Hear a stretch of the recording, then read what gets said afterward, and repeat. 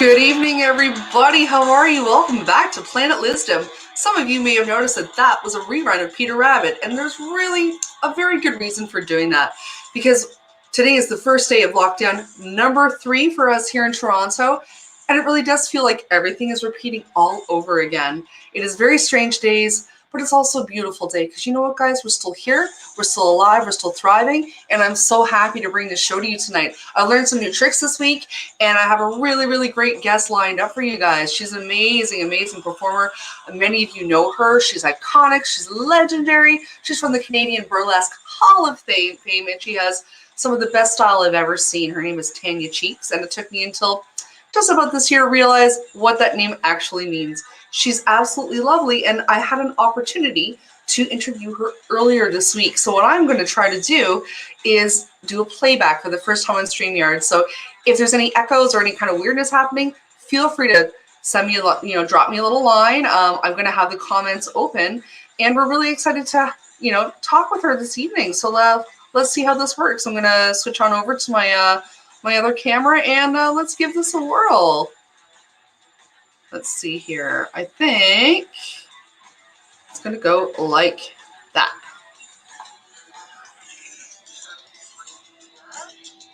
Amazing. Tanya Cheex, welcome to Planet Lizzdom. Hi, thanks for having me. I'm so happy to be able to talk with you in advance. This is the first pre-record I've ever done for this show, so thank you for sharing this adventure with me. Well, the scheduled time, the show, our power in our townhouses is off, so I'm like, that's why we have to pre-record. Well, I'm really glad that they gave you advance notice at least. Seriously. Oh my gosh. Oh my goodness. Well, you know what? It is what it is, and we just go with the flow. Yep. You look fantastic. Your room looks fantastic. There is so much going on. Like, I don't even know where to start. I think I kind of want to start on Pussy Web Wednesdays just from the top of the game, because they're so amazing. I think you just, if I remember correctly, you just celebrated your 7th year anniversary. That's right, 7th year. That's amazing. And our first year in lockdown. Well, I was really fortunate to be able to enjoy your Zoom party for it, actually. I had so much fun. You guys were so awesome and so interactive. The performances were amazing. Thanks.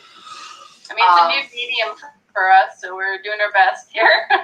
Well, I have to give you guys credit. Guys, please check out the next one, because your production quality and what you guys brought to it was really, really exciting, because it felt like I had a front row seat at a show.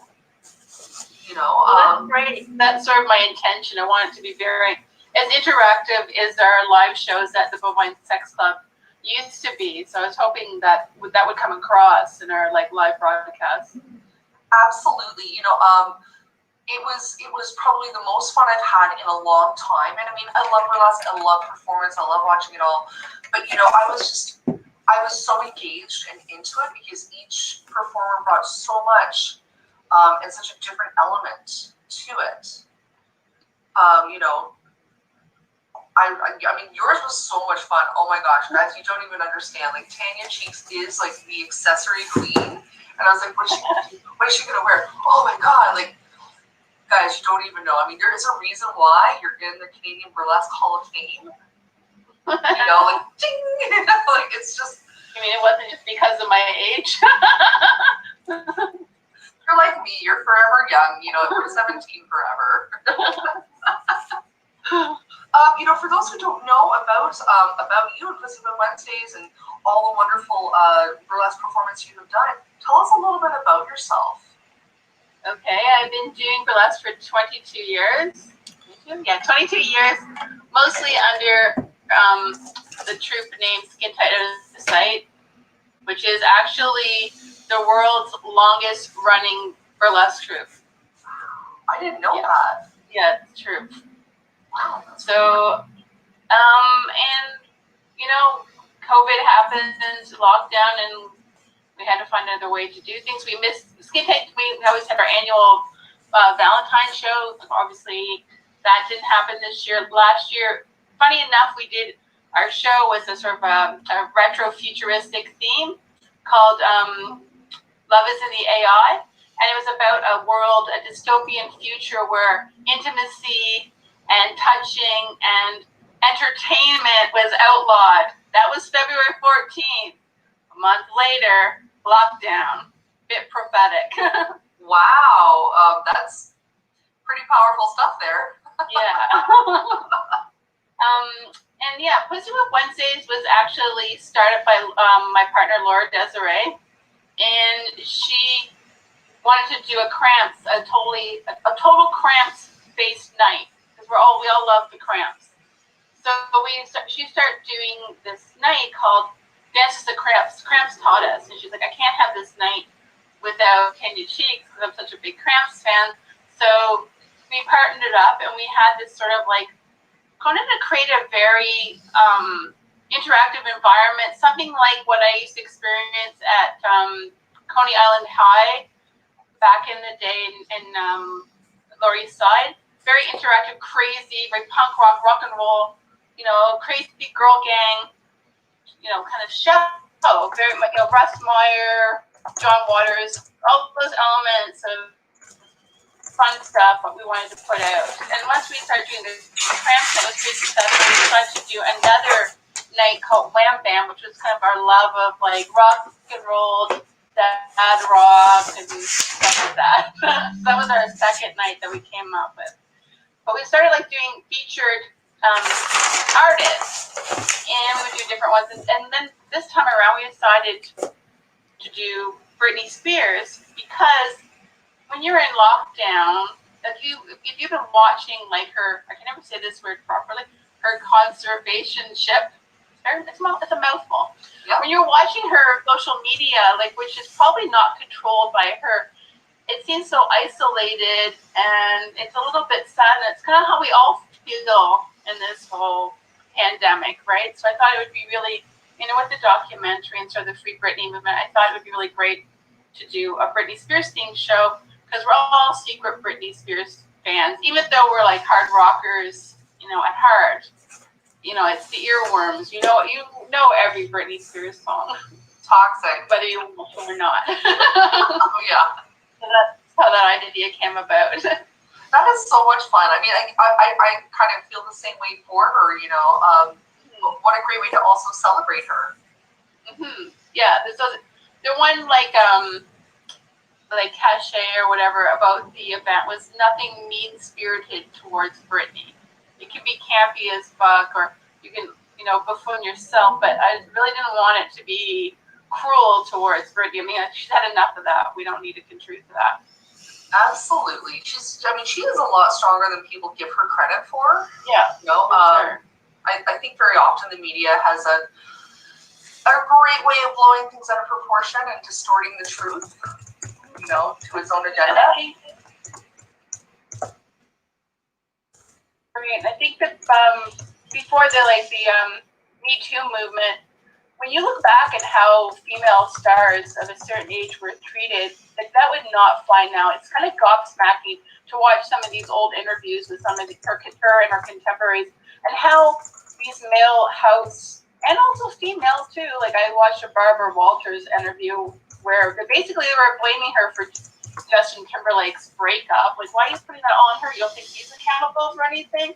So it's just pretty gobsmacking to see how the media treated these like female superstars in the end. And then, when they had breakdowns like normal people, it's like, front page news, they have no privacy, right? So it's kind of like a bit more, there's more clarity to what was happening. I mean, looking back in retrospect.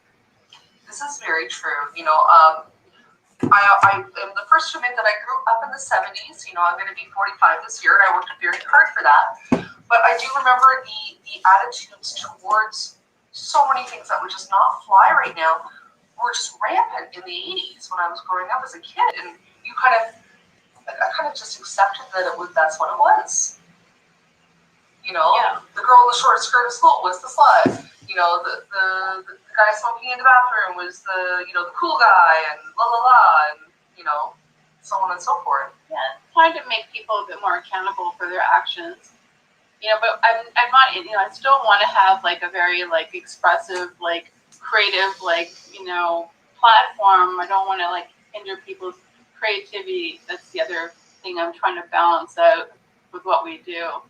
But Place Move has always been very all inclusive. It's very, all genders, everyone welcome. It's always been every level of experience. It's allowed to perform on the stage at Place Move Wednesdays. Basically, you used to book yourself.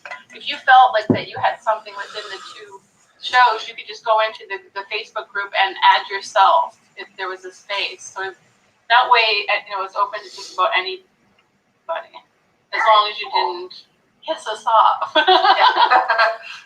You do you, just don't be a jerk. Yeah. Speaking of, being creative and just so, inclusive and inspiring, I saw an article recently where you were at I think it's called the Bloordale Beach. Yeah, the Bloordale Beach over here in my neighborhood. It's a favorite spot. It's basically just a vacant lot that used to be a schoolyard near the Dufferin Mall, which an artist has turned into like a bizarre space by putting up, beach signs, warning signs like riptide, sharks, beware walrus, that kind of thing. And basically, it's just an ugly lot.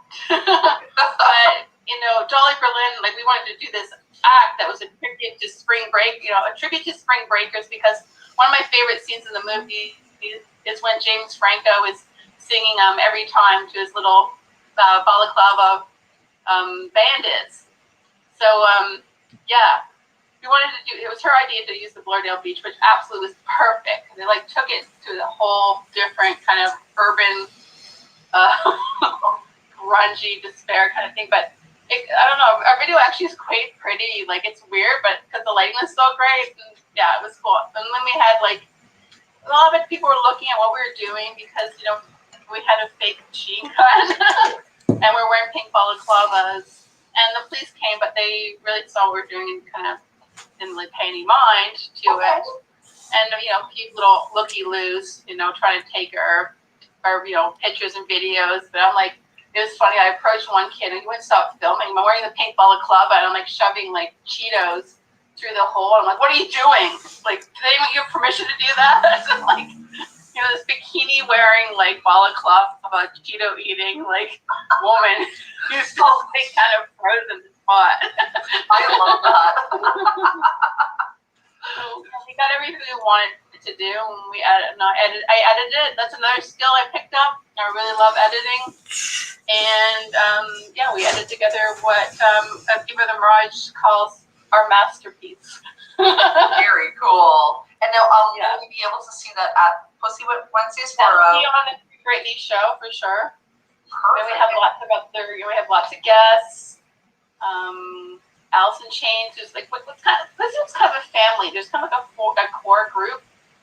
That would be Aviva the Mirage, Laura Desiree, Alice in Chains, Dolly Berlin, and Paige Turner, who's not doing this show. We have Portia instead, and we have like El Toro, who's been doing them because he's also our tech. And we have two guests, Dee Dee Star from Palm Springs, who used to live here, and Betsy Swoon, who will also be joining us with all their interpretations of all things Britney. Very cool. I'm so excited for that. I can't wait to tune in. Now, subversive. It's not it's very subversive. It's not, if Pussy Wednesday is doing it, it's going to be weird. It's not going to be it's not, straight. Oh, maybe. Crooked as hell. Well, I'm definitely going to post the URL for everyone to come get their tickets. Typically, the way it works for Pussy Wednesdays, you get your Zoom link the day of when you buy your ticket. Am I correct in that? I think we have a little bit of lag, but I just want to double check. Yeah, we might be like, if you advance bought your tickets, we'll probably be giving up the Zoom link a little earlier for people. Yeah, it's $10. There's a Zoom link. If you go into any of our social media groups, the link's right there. Awesome. I can tell you what it is. Maybe you can include it. It's paypal.me./PWW Wednesdays. That's it. Yeah. So 2 W's. PW Wednesdays. Yeah. I'll send that to you so you can post it. Perfect, thank you. Yes, I'm going to put that banner right in the bottom there. Make sure everybody knows because it's and you're always it's $10, but we worked. It's harder to produce these shows than a lot of our old shows. It's a lot of work, It's the whole shooting it and lighting it, and then seeing if it's okay and retaking it, and then then you got to post. It's a lot of work. It's a lot more. So if you feel like you're enjoying the show, what you're in, feel free to tip us. We divide the tips evenly, and we get some great prizes from our sponsors like Legal Tenders, my company, Sailors and Sluts Printing Company, a new company which is called Pussy Whip, which is actually like an alcoholic whipped cream. So it's 14% whipped cream alcohol, 14% alcohol, and it's in the typical dispenser of whipped cream, but it's you shove that stuff in your mouth or put it on top of your drink. So they're one of our new sponsors we'll be having, and also Mika Styles masks, and there might be a few other things that might just jump on. But yeah, it's gonna be pretty good. Very cool. It's true. You're so right. It's something that I think a lot of people do forget. Live performance is one thing, and that is its own set of challenges and preparation. But you're absolutely right. To do it, on virtually, is a lot of work and preparation. It's a completely different stage, but at the same time, in some respects, I really, really enjoy it for burlesque because now I'm getting to see a little more of an intimate personality in each performer. I'm seeing a different creative element where everyone can be playful in ways that they couldn't before on the stage. It's really kind of exciting. Yeah, and I feel like you're creating little videos, so it's actually something that has a little bit of longevity. It's not like a performance. Even though it's taped, it's kind of really in the moment. When we were doing the Something Strange show, the whole thing about performing on a stage and having maybe 2 or 3 or or just your tripod, it can be very stilted. So that editing, those editing skills come into play. You did a great job. You don't have the audience. Thank you. No, it's true. I had to learn. Fun story for you guys. I actually had to get up on that stage to help set things up for Tanya. But I got so out of shape during the last lockdown that I literally had to crawl up on this very low stage like a little old lady to get up to move a chair and do anything because I was just so crazy high. Was it high? It was quite high. Imagine it was. I don't know. I had those little parasitical legs between.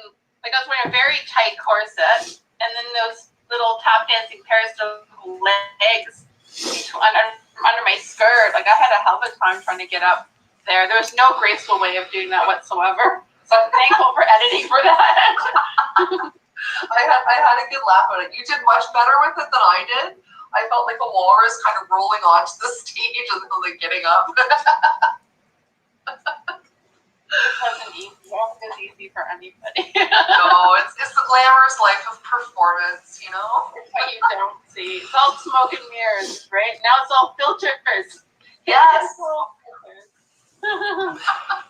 Well, speaking of smoke and mirrors, actually, and you said that you love to edit, and you can really kind of see that in your TikTok performances. I have just recently gotten into TikTok this year, and I'm really loving what you're doing with all the different trends that go on. And it comes onto my Facebook every day, and every single look you come up with is just fantastic. How do you even get there? I'll tell you how that actually started.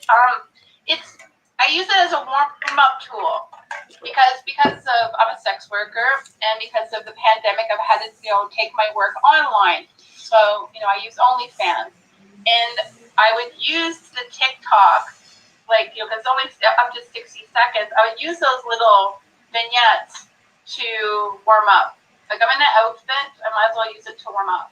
So that's how I started doing it. And if you know anything about TikTok, if you're following a trend or using a trending song, then it's going to pick up the algorithms and you're going to get more followers. So that's why I use some of those songs which aren't particularly my taste. can turn the song way down too. Yep. Have it going in the background and still pick up the algorithms if you don't like it. I don't know. It's funny. I know it's for kids, but whatever. I enjoy doing it. I thought it was stupid at first, but I've really gotten into it. Well, you can tell that you're really into it. It's great, you know. And that is such a clever, idea to do to warm up for your OnlyFans. Because you're right. I mean, if you're going to get in front of the camera, you should be a little bit loose and, fun with it. And it's very obvious. The only downside is sometimes I spend so much time doing the goddamn TikTok video. I'm not in the mood to film when I'm really supposed to be filming. That can happen. God, that takes so many times. These fucking challenges are hard. That these kids, I don't get it. How are they so much more evolved? Is it the internet? They freak me out. How do you know how to do this? How do you know how to do these crazy transitions? And even their makeup is next level. They look like adults, and I find out some of my TikTok fans talking to them, whatever. I find out that they're teenagers. I'm like, well, how? What? I wish I was armed with that knowledge when I was 17. All I wanted to do was get drunk, skateboard, and go to punk shows. Oh, and make out with boys too, or girls. Whoever's available. I mean, yeah, but I guess because we had that freedom as a teenager, going out, these kids are stuck, and a lot of these kids are stuck inside. It's true. It is a whole new language, actually, because they've grown up with a phone or a tablet or just the internet in front of them. So it is a language that they inherently understand from a very, very, very young age. I mean, we come from before the internet. When we had to create our own fun.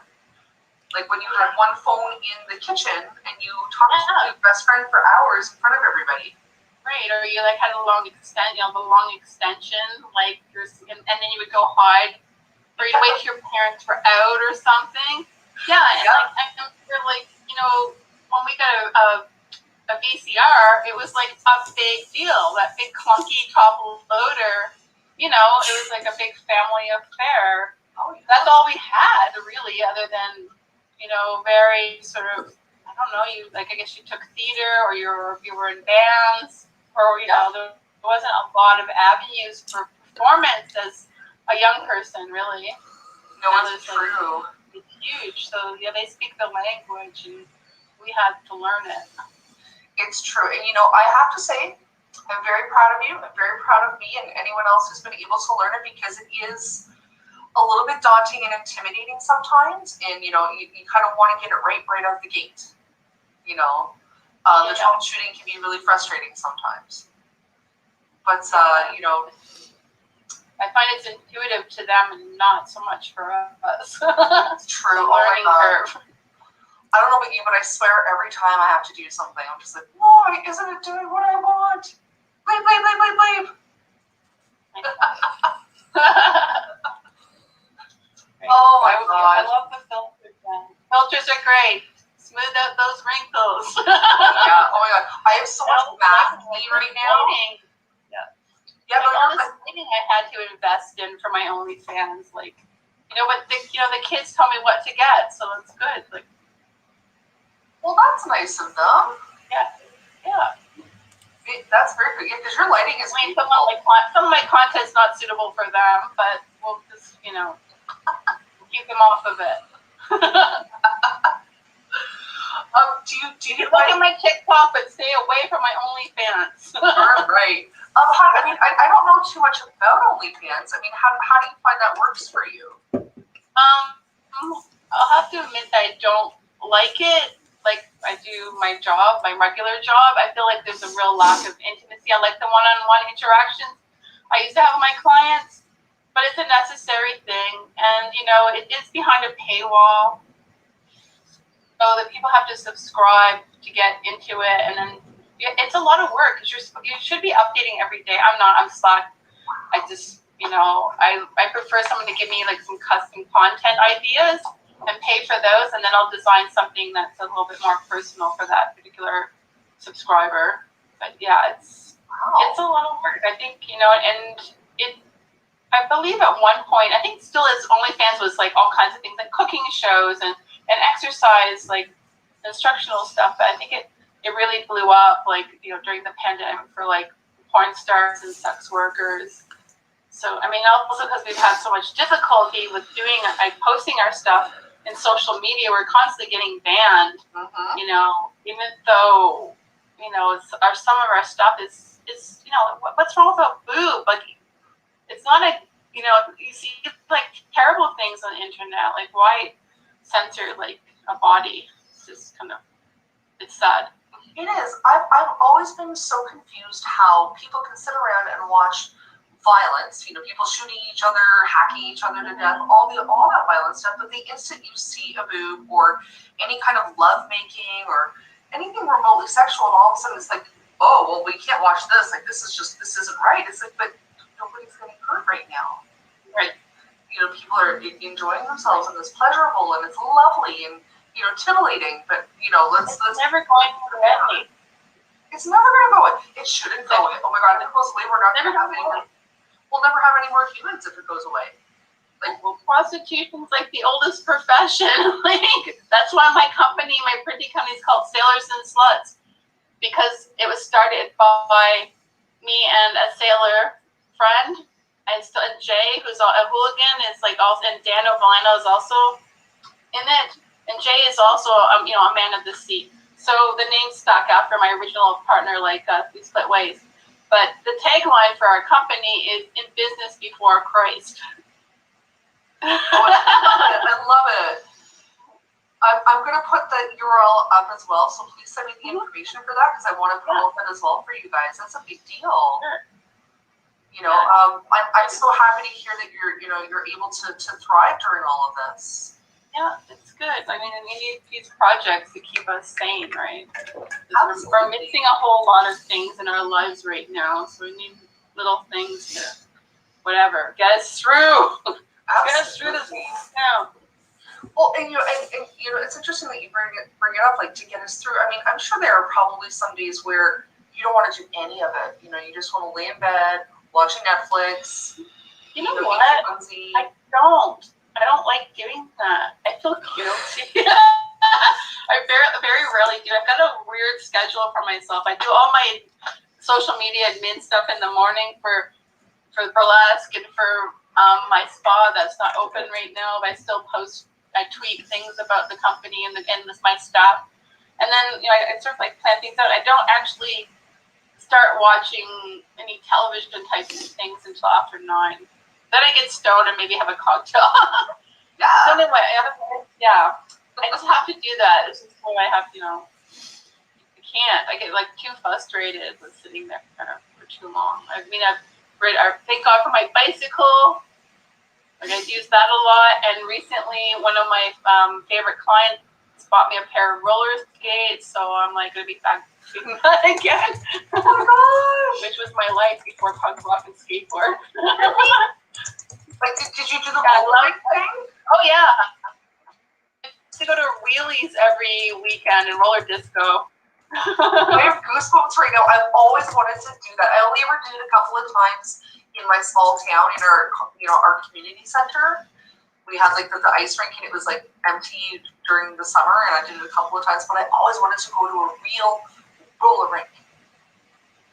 No, it was such a thing. Like, it had all the, you know, the lights and everything, and it was like, you know, it was not in Halifax. It was actually in Sackville. So it was in another town. So it was a big deal for us to, you know, our parents had to drop us off, and there's a whole other set of boys that weren't Fairview or boys. So, you know, we were like into, you know, I had a lot of firsts. My first time I smoked hash. The first time I like pantsed a boy like consensually. You know, first it happened at the roller rink. You know, wholesome. Wholesome fun. I'm still trying to get my bearings back. You know, I haven't been on roller skates since probably 1982. So yeah, maybe I'll incorporate that in performance once I feel, you know, secure enough to get in there. But you know, it's you fall now, it hurts a lot more, and you run the risk of really hurting yourself. I didn't care when I was younger. It's true. I can't. Oh my gosh, you know, I am at that age now where I hurt myself sleeping. Like, I'll just be laying the wrong way, and all of a sudden I'm like, oh, no, no, no, no, no, no.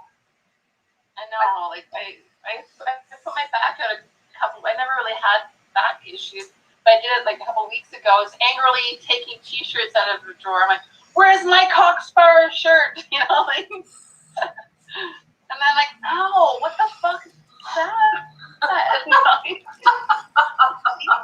Getting old. Oh, I so relate. So yeah, Collins a little. I might have to invest in some knee pads, elbow pads, because right now I'm just skating back and forth in my house. Like, whee! Yeah. I look forward to the day that you're doing that, because it's just, that sounds like the most fun ever. Absolutely. Yeah. Oh, they're so amazing. They're hot pink and the wheels light up. They're like something else. Oh my god, I be in those every day. Yeah. Sitting on a chair, rolling them back and forth. Oh, they are on display. Something I wanted to talk about, because you're talking about, you doing roller skates and kind of really bringing them into your performance. Something that you did at Something Strange a couple of years ago, which has stuck with Whatever me. you can do to entertain yourself. Oh my gosh.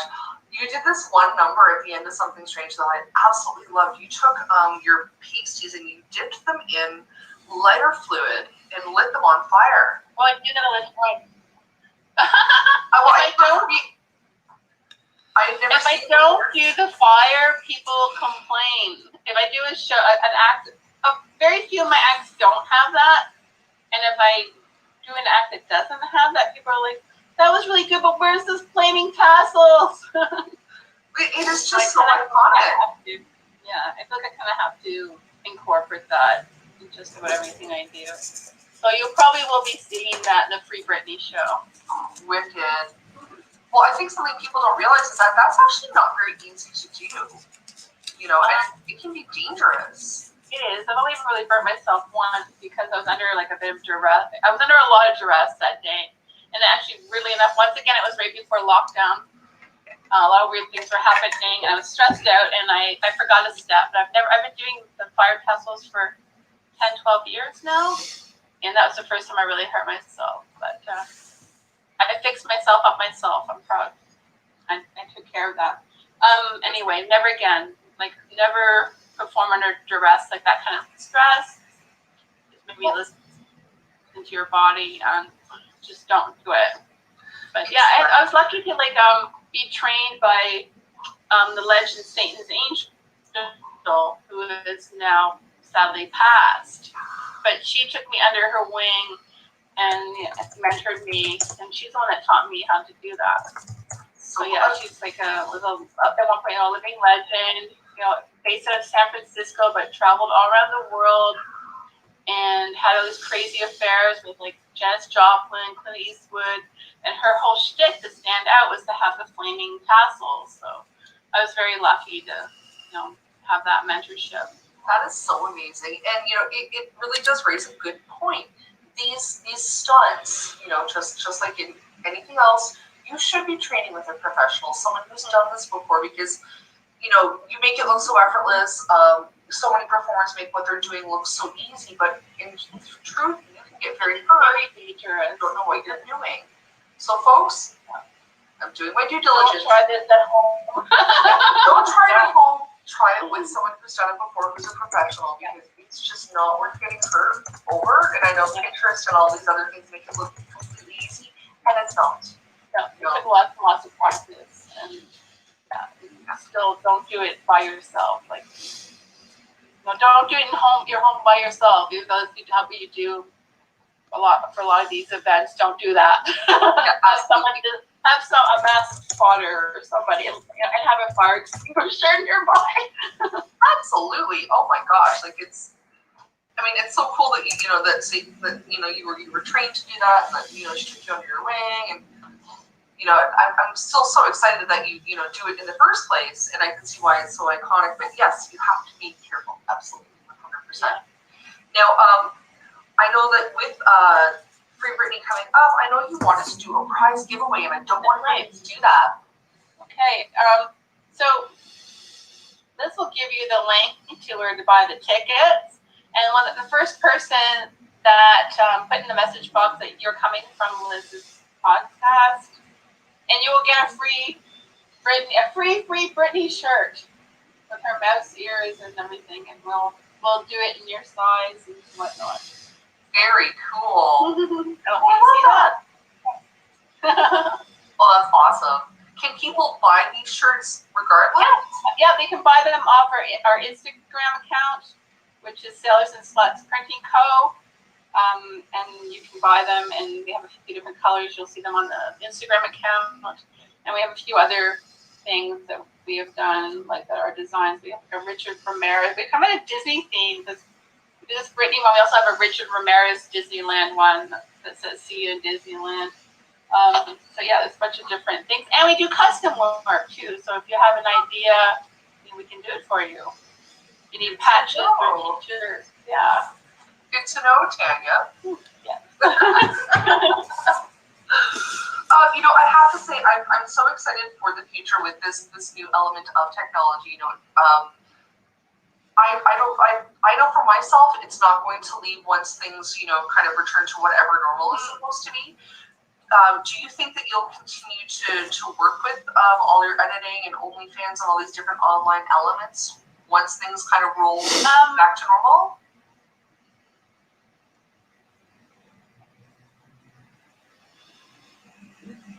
I'm not sure. I might keep just putting the lockdown again, which seems inevitable these days. But I think our shows will always, moving forward, will always be an online element. I think that's going to be happen for getting back and working one-on-one with people in my other job, my sex work job. But I will keep it going just in case. But yes, the shows will probably always forevermore be available online. Very cool. This is the future, right? Like this is how it looks. It really is, and I'm kind of excited for that new element. I feel like a year from now, we'll know so much more about how it works and how to edit it and be more efficient with it. And, I actually had a really great conversation with someone during Something Strange who had thanked us for bringing it to their living room because they were immunocompromised and didn't have the physical ability to leave their house. And they had always wanted to come to see Something Strange, but they couldn't make it down to Toronto because they were physically unable to. And it really made me realize that, one of the I guess the silver linings of this, whole online virtual performance is that people who in the past couldn't make it now have a virtual front row seat. Yeah, and people from out of town too can enjoy the shows, like where normally we'd be limited to a Toronto audience. Other viewers can, be aware of what we're doing and perhaps participate too. Yeah, it's so cool. Like I see nothing but really exciting things coming from that. Yet again, this time last year I didn't know what Zoom was or StreamYard or any of this stuff. No. Here we are. No, and it's all my, making these videos is really playing into all my heavy metal fantasies of making those 80s videos. I always wanted to be one of those girls in the Motley Crue video. So I get to, make my own stuff and come around. Get the fan going with the hair. Yeah. Oh, Tanya, I totally want to see you make a video like that now. It's coming. What was that White Snake song? Here I go again. With Tawny Katan rolling all over the cards. Yes. Oh, my face hurts from laughing. I know. I told Ruby Magna too that because she kind of looks like Tawny Katan. I'm like, you really have to do an act to that song. You really do in the white transparent nighty. Yes. Oh my God. In my older age, even though it's wanting to be the girl in the video, I kind of part of me really just wants to be like Nikki Sixx, though. So way to incorporate both of those things. Absolutely, and it's never been easier to do either. I don't know about you, but I have been a total online ordering junkie. for wigs, clothes, accessories. It's easy to find things. I used to have to make everything myself. I literally used to, like when I was a punk in the 80s, you couldn't buy stuff, like unless you like went to like, you know, London, England, you really couldn't find anything. There was just, it was few and far between. I had to pretty much make all my own clothes back then. Yeah. I just something in a video or whatever, in a magazine or whatever, and put it together myself. And that's what I even did with like Skin Tight for years, is just make all my own costumes and sewing it all. Yeah, but now it's so easy. I'm like, oh, I want a zebra Nikki 6 jumpsuit. Well, you know, it's here on AliExpress. Right? Well, and I find, for me, I'm pretty curvy. You know, I got a lot of curves going on, and it hasn't been easier for me to find anything on the internet. Right. You know? That's true. That's opened up a lot too, for sure. Which is so nice and refreshing because, you know, it used to be like, oh, I'll buy a pair of shoes. Thank you. And that would be it. You know? Take things apart. Like, I would take it apart, or maybe if it was cheap, I'd find two and then cut it apart and perhaps make it bigger or whatever. But yeah, now it's really easy to find things. But I still like putting my own twist to whatever the hell I bought cheaply. I still like cutting it up and putting safety pins, you know, back together. Yeah. You know, exposed stitching. There's something very satisfying about that. It is, for sure. I do like things. But yeah, it's crazy. It's crazy what you can like find now, like, you know, so nuts. Like even like, you know, hair color was impossible. We used to dye our hair with like, some people use Kool-Aid. I didn't have much luck with that, but like you know, water pastels that we stole from the art room, or you know, the first time I had my hair colored, I was probably like 14, and my grandmother, she bleached it, and she used one of those old lady fancy pole rinses that used to come in like pastel colors. So she dyed it pink, like with the old lady rinse. She's like, "You want pink hair? I know how to do this." So like, you know, it's just being resourceful. Like you couldn't just go buy like. And at one point, there only was Manic Panic and a few other things crazy. I know there's like a plethora of like, you know, crazy hair color. Oh, it's true. I remember I would go to the States and like I would go to trash vaudeville with tons, like wads of cash and just start hoarding whatever I could get on my hands. I know. You feel like a kid in a candy store when you go to trash and vaudeville. I would arrive in New York with an empty suitcase, knowing full well I'd be leaving with a full one. Mm-hmm. You know? Oh my gosh. I love it. I miss those days of New York, but that's like one of the stuff, like, again, I'm saying, like, especially Wednesdays is trying to embody those things that I experienced, like, you know, back in the day when all these really wild club nights were happening. And that's why we have our mascot, Bok Bok, the chicken. It's definitely like 100% stolen from Limelight, like, you know, the party kids, like Clara the chicken from Limelight, you know. I got to go those those experiences, those club nights back in the day.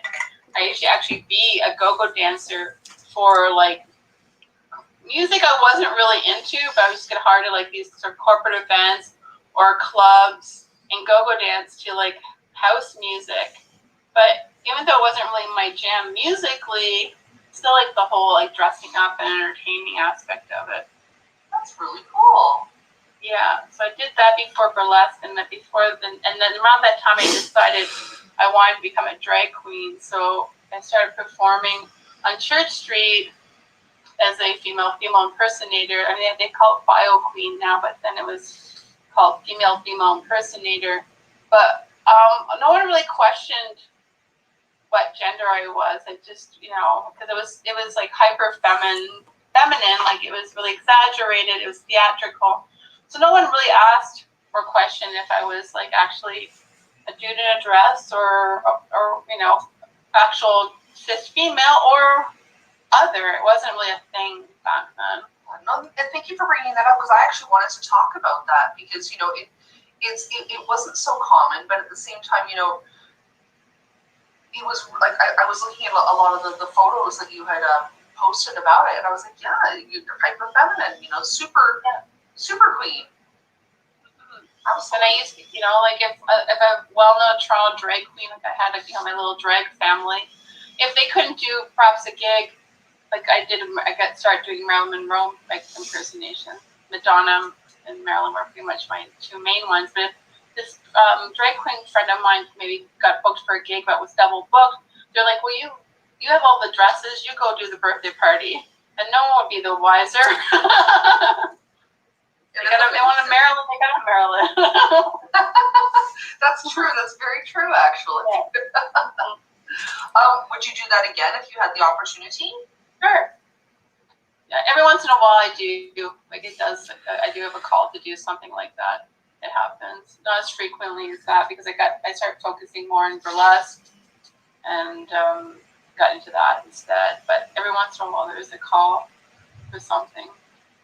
I gotta like drag out the old Marilyn dresses. I love it. Now I always ask everybody, and it seems to me like you really know what you want to do. You're really organized. I love that your days are starting, with social media and what you want to do creatively. But what do you think is next?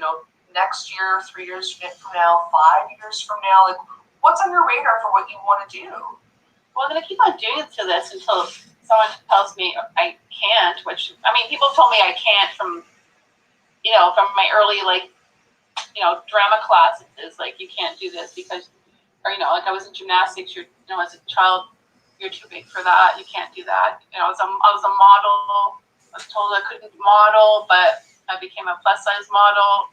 I get off when people tell me I can't do something, because I'll do it. So, I'm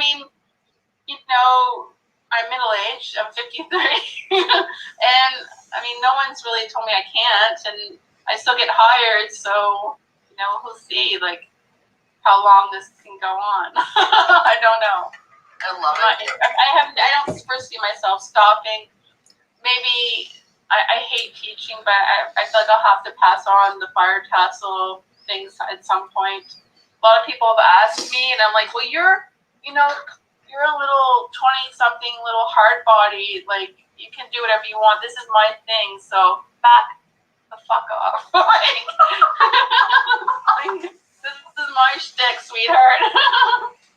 So, maybe down the road, but I don't know. Whatever. I like making these videos. Oh, well, this is a big secret. I'm writing a screenplay.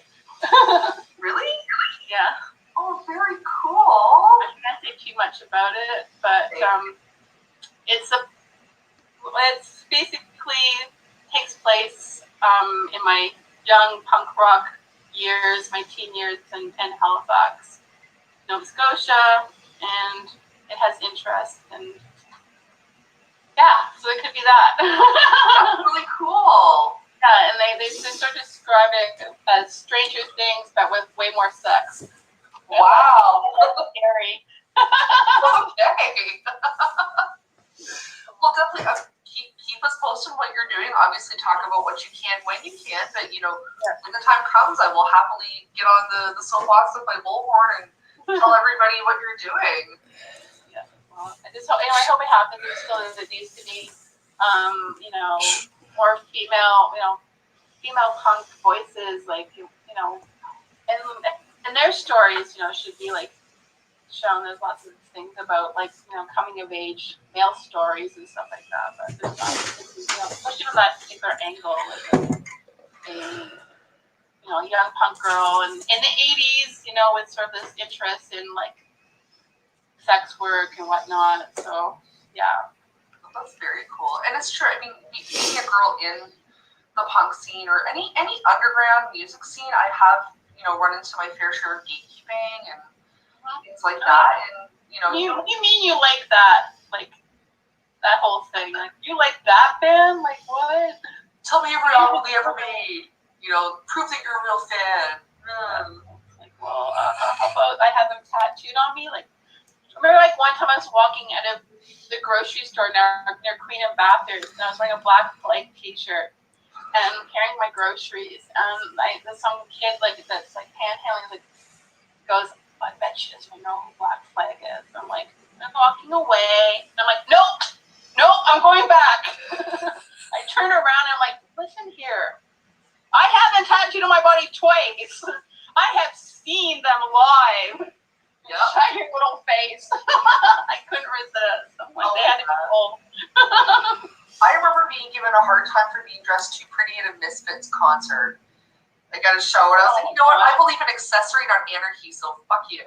Right? I like the whole glam aspect of things. Like, I like the hyper feminism. Like punk originally was very gender blurred, and it did have like the images of women were so strong, and like that spoke to me. I remember like watching seeing the Plasmatics on I think New Music magazine when I was a little kid. I was young. I had very long hair. It was like around my roller disco time, and I saw Wendy Williams like perform one of her videos for I think the dance song where she's like the videos where she's driving like a school bus and jumping out of it was set on fire and stuff. Oh yeah. And seeing her and that spoke to me like how this strong image of this woman who was like sexy but also very tough. And I went upstairs and I cut all my hair off that night. I'm like, this is how I'm going to be. Like all these images, like Wendy Williams and Joe Jett, Cherie Curry, Becky Bondage, Susie Sue, all these images of Catwoman and Jordan, and all these these images of these really hyper sexualized. But these strong, no bullshit kind of images really continue to this day to shape who I am. Yeah, absolutely. Same here. I think at some point it becomes the spirit of just being the master of your own sexuality, the master of your own image. Yeah, I choose who I want to be with. It's a little bit of a look but don't touch. It kind of keeps a little bit of a barrier, in some ways. There's a lot of negative attention, as well. That went, people are frightened. I was talking about this one with my childhood friends the other day, and they're female, about how when we were in punk early, in our teens in the 80s, how we were sent to therapists, child therapists, but they had no name or no point of reference for punk kids. We were the first punk kids they ever came in contact with. And they didn't understand it. They'd blame it on a whole bunch of other things that really weren't, the heart of the problem. This was an expression. It wasn't really a result of something else. They just didn't know how to handle it. And I don't think kids, here I go. I don't think kids today understand we didn't know what it was. It wasn't something you could look up on the internet, or they really just thought it was very dangerous. It was, a little bit different now. When I recently, a couple of years ago, shaved my hair back into a green mohawk, I'm like, I wonder what it's going to be like when I walk out the door. It was nothing. it was nothing. Yep. Compared to the way it used to be in the 80s, as a teenager, where you got, guys with baseball bats chasing after you, or, getting kicked in the face with work boots. That's something, there is violence. Don't get me wrong, children, kids do experience lots of violence with certain things, when they express their individuality. But some things I think are a little bit easier than they were when we were kids. Absolutely, I had my fair share of bullying. Being surrounded by a whole bunch of guys because I looked different, and because I wasn't interested in them, and all kinds of nonsense. But it was a lot more dangerous to be punk back then. Now it's I won't say it's normalized, but I mean I can go to work in retail with green hair and not be in human resources exploring my life's decisions. Yeah, no one's going to my bank teller has finger tattoos. That was a big no-no. Ooh. Hand tattoos, working in a bank. That stuff is just normalized now. Some of it, in some ways, that part's good. You shouldn't discriminate against people for, tattoos or hair color or whatever the hell. If they're capable of doing the job, in a professional manner, it shouldn't be a thing. Absolutely. I'm really glad to see that happens. True. It's almost more punk to not have a tattoo or piercings. People People are like, what? Yeah. Why don't you have one? Like these facial tattoos, I'm like, wow, like that was like you couldn't even get a, it was a tattoo artist would not tattoo your face or hands at one point in time. Now there's tons of like, a lot of my staff and stuff like have facial tattoos. I'm like, wow, you can do that like at one point in time. But that's normalized as well, like through popular culture. Oh my we God. don't belong to any particular subculture or tribe. It's just because it's a thing. It's true. I think something that I'm trying to wrap my head around. Maybe I'm just old and out of touch, but some of these kids look like detention desks. Like all the tattoos on their faces make no sense. Yeah. Like there's no design direction. No, it seems to be random. It's like scribble face. Complete scribble face, like detention desk. I'm like, why? Yeah, it is. It is detention desk. But you know what? At the same time, I want to be open-minded and just be like, okay, if that works for you and you can have a happy life and that's your thing, yeah, go live and let live, right? Yeah. Like, we counted all our sort of like obstacles and prejudices when we were growing up. So exactly. So if detention desk is the next fashion statement, fine. Great. But still, it's more interesting to look at them than someone that's completely like normcore. So yeah, it's absolutely true. I've really come to learn that if it works for you and you love it and you're happy and you're not hurting anybody, go for it. Let's do it. Absolutely, I celebrate it. But you know what, Tanya, I'm noticing the time again. I love that every time I sit down and interview you guys, an hour goes by like that, like so fast. I really hope that I can do a second interview with you because you are so much fun to talk to. And I feel like there's just so much more that we can get into, and so much for me to learn about you. It's been a pleasure. Thank you. I'll send you all those links about where to get the shirts, the tickets. I don't know if I forgot to say anything about the show. I don't know, but I think I kind of covered it. Absolutely. And because we're pre-taping this, if you think of anything between now and Thursday, send it to me. Guys, I'm going to definitely make sure that you don't forget about Free Britney happening. Even if you don't like Britney Spears, like it's going to be a subversive show. It's not going to be a little dash of subversiveness, and it's not going to be. So even if you're not a fan, if you still want to see some titties and some boy bits, by all and everything in between, like we got other non-binary, gender, like whatever. Whoever wants to do this show. Even drop me a line if you got something that goes along with whatever theme. I don't know our next theme, but I will know soon enough. So it's an open, it's open to anybody that has a good idea or something that they can contribute to. Our weird, chaotic, now online, virtual, clubhouse of debauchery. Hashtag all Wednesdays are trash. I love that clubhouse of debauchery.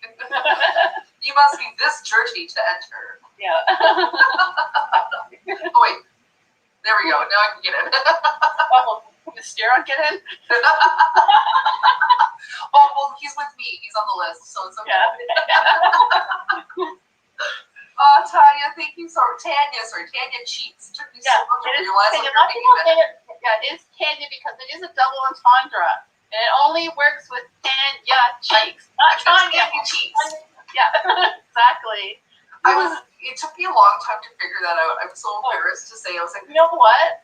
Don't worry about it. Mark Brown, sexy Mark Brown, that is in Skin Tattoo. I think it took him 5 years. He started laughing one time to himself during a meeting. I'm like, what are you laughing at, Mark? And he's like, I just got your name. I'm like, no. Really? Anyway, I kind of like that's not that obvious. Well, it's like that perfect inside joke. Once you get it, you get it. Yeah. Head over, everyone. She's gonna tan your cheeks. Right. On that note, Tanya, thank you so much for coming to Planet Lizzdom, and I will see you at Free Britney. Okay. Have a good night. Bye. You too. Bye. Hi guys, thank you so much for tuning in tonight, and Tanya, Cheex, thank you so much for being a part of this. It's so funny. Funny story for you. As soon as we finished this interview, we both kind of hung up on each other because we're both so used to doing these shows live. So we had a bit of a laugh afterwards. Again, everybody go to Pussy Book Wednesdays. Free Britney is going to be an amazing, amazing show. And, you know, I have to thank everybody for tuning in every week. It is a huge deal to see all of your beautiful faces in the comments. And I always want to thank everybody for participating. If you love what you're watching, please feel free to send a little bit of love to paypal.me/Lizzdom. It really does kind of help me further this along. You know, I'm learning new tricks every single week for you guys.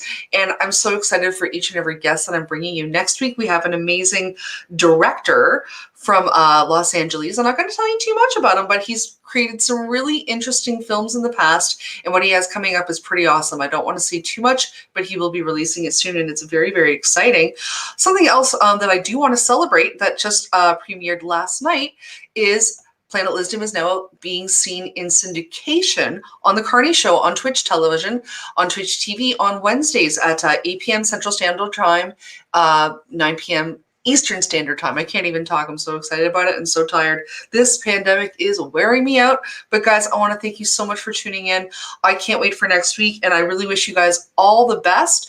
Be well, stay safe, and, you know, as always, tune in, turn on, and take part, because you never know who's going to land right here on Planet Lizzdom. Be well, everybody. I'll see you next week.